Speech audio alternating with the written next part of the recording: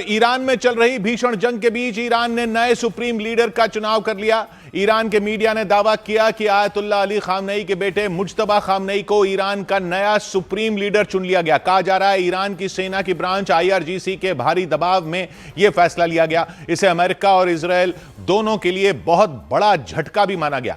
ऐसा इसलिए क्योंकि उन्होंने सत्ता परिवर्तन के मकसद से ही ईरान पर हमला कर दिया था और उस हमले के पहले ही दिन वहां के supreme leader Ayatollah Ali Khamenei मारे गए थे। अमेरिका और इजरायल दोनों देश इसे अपनी बड़ी जीत मान रहे थे, लेकिन ईरान में सत्ता परिवर्तन का उनका सपना उस वक्त टूट गया जब ईरान के मीडिया के हवाले से खबर सामने आई कि नए सुप्रीम लीडर की कमान किसी और को नहीं बल्कि आयतुल्लाह अली खामनेई के बेटे को ही सौंप दी गई। यानी ईरान की सत्ता पर अधिकार खामनेई परिवार का ही रहा। खबर सामने आई कि IRGC शुरू से ही उनके नाम का समर्थन कर रही थी। ईरान के मीडिया के मुताबिक ईरान की असेंबली ऑफ एक्सपर्ट्स ने मुज्तबा खामनेई को चुना। दावा किया गया कि 88 सदस्यों की असेंबली में मुज्तबा खामनेई को 54 वोट हासिल हुए। ईरान में सुप्रीम लीडर को असेंबली ऑफ एक्सपर्ट्स ही चुनती है। असेंबली ऑफ एक्सपर्ट्स ने ही 37 साल पहले 1989 में मुज्तबा खामनेई के पिता आयतुल्लाह अली खामनेई को ईरान का सुप्रीम लीडर चुना था। ईरान के मीडिया के मुताबिक 28 मार्च को हुए हमलों में मुज्तबा खामनेई ने अपने पूरे परिवार को खो दिया था। उन हमलों में न सिर्फ उनके पिता और ईरान के supreme leader Ayatollah Ali Khamenei की मौत हो गई थी, बल्कि उनकी पत्नी, मां और बेटे की भी जान चली गई थी। और ईरान के मीडिया के मुताबिक IRGC ने कई वजहों से मुज्तबा खामनेई के नाम पर मोहर लगाई थी। कहा जा रहा है कि आयतुल्लाह अली खामनेई के शासन में भी मुज्तबा खामनेई का प्रभाव ईरान की सेना और उसकी ब्रांच IRGC पर था और अटकलें लगाई गईं कि इन्हीं सब कारणों से मुज्तबा खामनेई के नाम के अलावा किसी और नाम पर विचार नहीं किया गया। ईरान के मीडिया के मुताबिक IRGC को इस बात का डर था कि आयतुल्लाह अली खामनेई की मौत के बाद शीर्ष स्तर पर सत्ता का टकराव हो सकता है। इसके अलावा सुरक्षा बल को एकजुट रखना भी बहुत बड़ी चुनौती बन गई थी। ऐसे में कहा जा रहा है कि आयतुल्लाह अली खामनेई के बेटे को सुप्रीम लीडर बना देने से ये सारी समस्याएं खत्म हो जाएंगी, क्योंकि वो अपने पिता के शासनकाल में पर्दे के पीछे रहकर भी काफी काम कर चुके हैं। कहा जाता है कि 56 साल के मुज्तबा खामनेई अपने पिता आयतुल्लाह अली खामनेई की ही तरह सख्त फैसले लेने वाले हैं।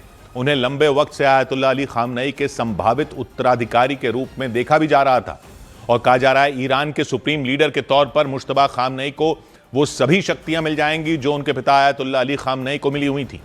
ईरान में सुप्रीम लीडर का पद सबसे बड़ा होता है और इसके तहत उनके पास सबसे ज्यादा शक्तियां भी होती हैं। ईरान का सुप्रीम लीडर विधायिका, न्यायपालिका और कार्यपालिका तीनों अंगों का सर्वोच्च होता है। उन्हें 1979 में हुई ईरान की इस्लामी क्रांति का प्रतीक माना जाता है सुप्रीम लीडर को। वहां के नियमों के मुताबिक सुप्रीम लीडर के पास चीफ जस्टिस को चुनने का अधिकार होता है। साथ ही सैन्य कमांडरों की भी नियुक्ति सुप्रीम लीडर ही करता है। सुप्रीम लीडर देश की रणनीति तय करने के अलावा राष्ट्रपति को हटाने की भी ताकत रखता है। यानी सुप्रीम लीडर का पद सबसे शक्तिशाली और बड़ा है ईरान में। वहां के राष्ट्रपति से भी ऊपर देश की सशस्त्र सेनाएं और IRGC सुप्रीम लीडर के कंट्रोल में ही होती हैं। यही नहीं, खुफिया एजेंसियों पर भी सुप्रीम लीडर का ही नियंत्रण होता है। यह पद जिनको मिलता है वो जिंदगी भर सुप्रीम लीडर बने रहते हैं जब तक कि वो खुद पद न छोड़ दें या उनकी मौत ना हो जाए। और मुज्तबा खामनेई को ईरान का सुप्रीम लीडर बनाए जाने के दावे के बाद कहा जा रहा है कि अमेरिका और इजरायल ईरान में इस्लामी शासन को उखाड़ फेंकने के अपने मकसद में अभी कामयाब नहीं हुए। इन दोनों देशों ने ईरान के परमाणु कार्यक्रम के साथ साथ वहां के supreme leader Ayatollah Ali Khamenei के खिलाफ भी मोर्चा खोल रखा था, लेकिन उनकी मौत के बाद खबर सामने आई कि आयतुल्लाह अली खामनेई के बेटे को ही ईरान की बागडोर सौंप दी गई। कहा जा रहा है अमेरिका और इजरायल किसी भी सूरत में यह नहीं चाहते थे कि ईरान की सत्ता दोबारा खामनेई के ही परिवार में चली जाए। ट्रंप ने भी कई बार इस बात के संकेत दिए थे कि ईरान में नेतृत्व को बदलने का वक्त आ चुका है। उन्होंने इशारों में यहां तक बयान दिया था कि ईरान में इस्लामी शासन का अंत किया जाएगा। ईरान में 1979 तक शाह का शासन चलता था, जिसके शाह मोहम्मद रजा पहलवी थे। लेकिन इस्लामिक क्रांति के बाद 1979 में ईरान एक इस्लामिक रिपब्लिक बन गया था और वहां सुप्रीम लीडर के हाथ में सत्ता की बागडोर चली गई थी। उसके बाद से वहां सब कुछ इस्लाम और शरिया के हिसाब से ही चलने लगा। इधर जंग के बीच ईरान ने अमेरिका से किसी भी तरह की बातचीत करने से साफ इनकार कर दिया। यह बयान वहां के सुप्रीम लीडर रहे आयतुल्लाह अली खामनेई के सहयोगी और पूर्व कार्यवाहक राष्ट्रपति रहे मोहम्मद मुखबिर ने दिया। और ईरान के सरकारी न्यूज चैनल को दिए एक इंटरव्यू में उन्होंने दो टूक कह दिया कि ईरान का अमेरिका से बातचीत का कोई इरादा नहीं है। उनके मुताबिक जंग की शुरुआत के बाद ईरान और अमेरिका के बीच किसी भी तरह का कोई संपर्क नहीं हुआ है। उन्होंने जंग से पहले हुई बैठकों को लेकर भी सवाल उठाए। मोहम्मद मुखबिर ने साफ किया कि ईरान को अमेरिका पर जरा भी भरोसा नहीं रहा। यही नहीं, उन्होंने चेतावनी भी दी कि ईरान की सेना जब तक चाहे तब तक युद्ध जारी रख सकती है। बाद में ईरान के विदेश मंत्री ने भी जंग से पहले हुई बातचीत को लेकर अमेरिका पर निशाना साधा। इन दोनों नेताओं ने बातचीत को सिर्फ दिखावा बताया, क्योंकि तीसरे दौर की बैठक के बीच में ही अमेरिका ने ईरान पर हमले शुरू कर दिए थे। इससे पहले ईरान के परमाणु कार्यक्रम को रोकने के मकसद से अमेरिका और ईरान के बीच कई दौर की बातचीत हुई थी, हालांकि उसका कोई नतीजा नहीं निकल पाया था। और फिर अमेरिका के हमले के बाद तो रही सही उम्मीद भी खत्म हो गई।